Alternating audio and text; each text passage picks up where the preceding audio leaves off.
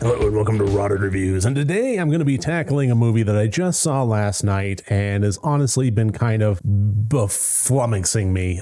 So I watched The Friendship Game, and this is currently available on various VOD platforms for around $6-7, and there were three things about it that kind of intrigued me. One is it starred Peyton List, and I've been a fan of hers ever since Cobra Kai, so immediately I was, give it a whirl.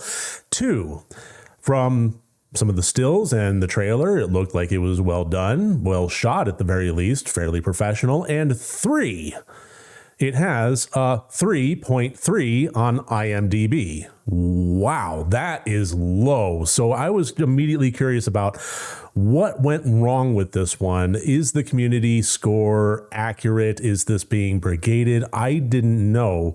All I know is that is a score typically reserved for really bad movies. And I was generally curious to see if this would be worth its salt. Now, before I get into this review, I do want to just point out that I have launched a new channel. That's correct. One of the more frequent requests that I've ever gotten is to do live streams and recorded videos of horror games or gaming in general. And I've been fairly keen on doing that. So I have launched Rotted Gaming.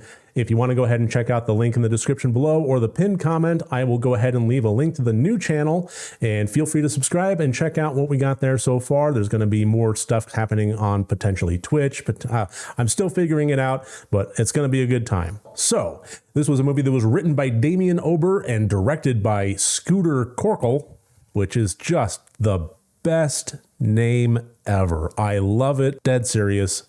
Fantastic. And this is primarily centered around four good friends of Zuza, Rob, Court, and Cotton. As, well, like I said, four friends that are basically at the crossroads of life. They're on their last summer break. They're about to just, go to college, separate out, be an hour away from each other, so on and so forth. And they're bemoaning that fact while also trying to embrace what they currently have in the moment. But it is weeks away before life takes over. And at a garage sale, they come across this odd object. It tests your friendship. If your friendships don't survive it, neither do you. They place their fingers on it and they reveal their deepest, darkest desires. And if their friendship survives, so do they. Intriguing enough, they went ahead and take it home, and things start going haywire from there, as horror movies typically do. So the real big question that I want to answer just right up front is, does this deserve a 3.3 on IMDb? And no, I don't think it does. Did I enjoy it? Not very much, no. But I mean, just taking my score system here of plot/subtext, intent, acting, and technical, I think on the acting and technical alone, it rises above that. This really was a well-shot movie. It looked slick. It had some nice color, some nice cinematography, nice bits of panning, zooming. I mean, overall, this was a professional, slick feature, and it was acted fairly well. The problem really comes down to the story itself. I think there were two major elements of this film that really drug it down. And unfortunately, one of them is not something that's really correctable aside from simply not making the movie. Before I get into that one, just kind of covering one of the biggest elements that I noticed that could have been corrected was the editing. This was a simple concept movie, and it was told with just an absolutely insane amount of complexity. And for my money, the best movies out there are the ones that kind of flip that on its head, have very complex stories that are able to be told simply and allow the viewer to be drawn in. This is simply a movie in which the four characters each get their deepest, darkest desires and kind of get held up to the mirror while these desires get played out simultaneously in kind of a, odd multiverse Rashomon style, to see if in the nature of these desires being met, the friendship survives. And the reason I said Rashomon is because we kind of get dealt the same story a few different ways as each person individually kind of goes through, this is their desire, and then this is their consequences as that desire gets met, until finally we have more of a cohesive vision. Not quite exactly Rashomon, but like I said, it just gets told with so much complexity because it just kind of, we're on a constant trail of forward tracking, backtracking, alternate reality tracking, multiverse tracking, and it doesn't need to be that way. This is simply be careful what you wish for story. Just happens to be with 4 characters simultaneously to see if their bonds of friendship would survive.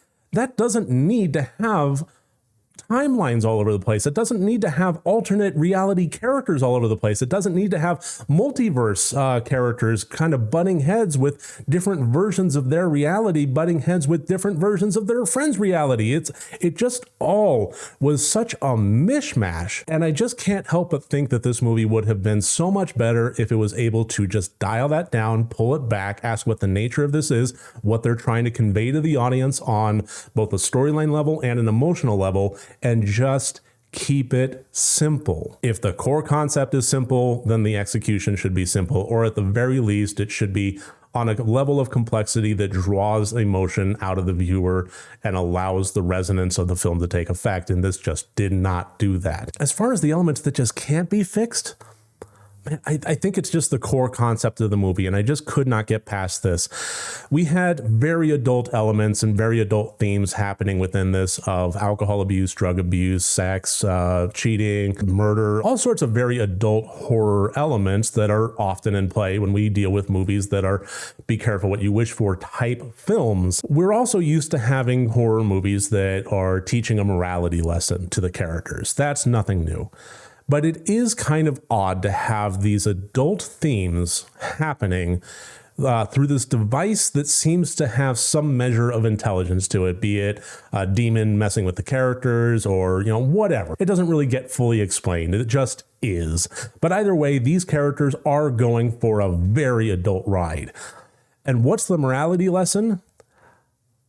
The benefits of friendship?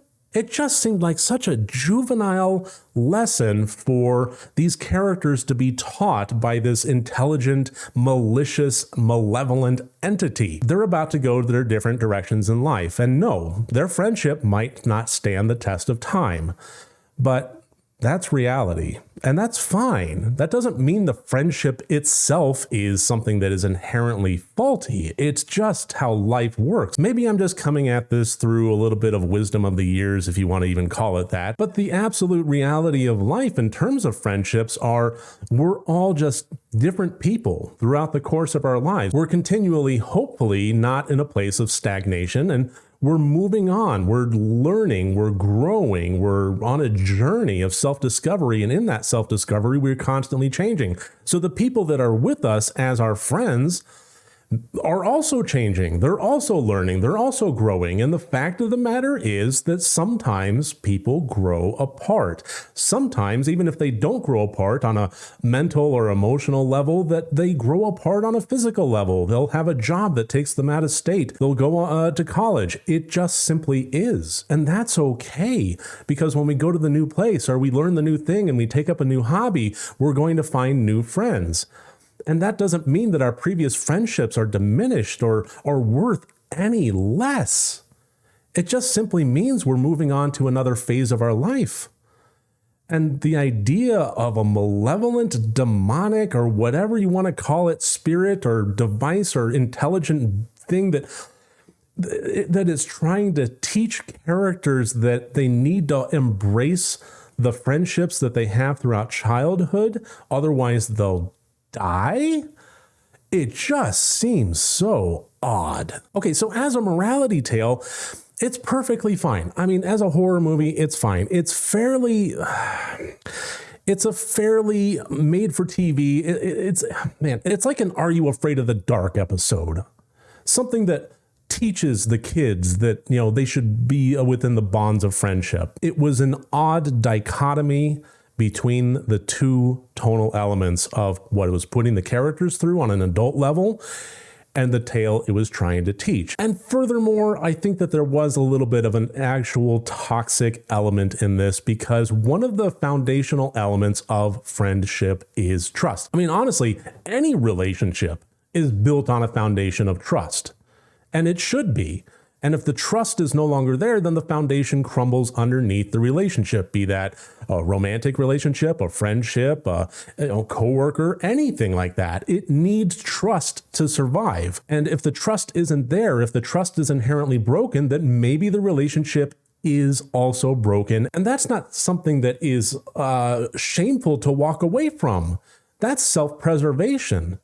That's okay. That's healthy to reevaluate your relationships, especially if trust has been broken. And it really kind of speaks to some of the problematic elements of this film when we have characters that are being put through the test of their friendship by having what-if situations presented to them of cheating, of trust continually being broken, of all sorts of different things in which they're stabbing each other in the back and then saying, if the friendship doesn't survive this, then neither should you.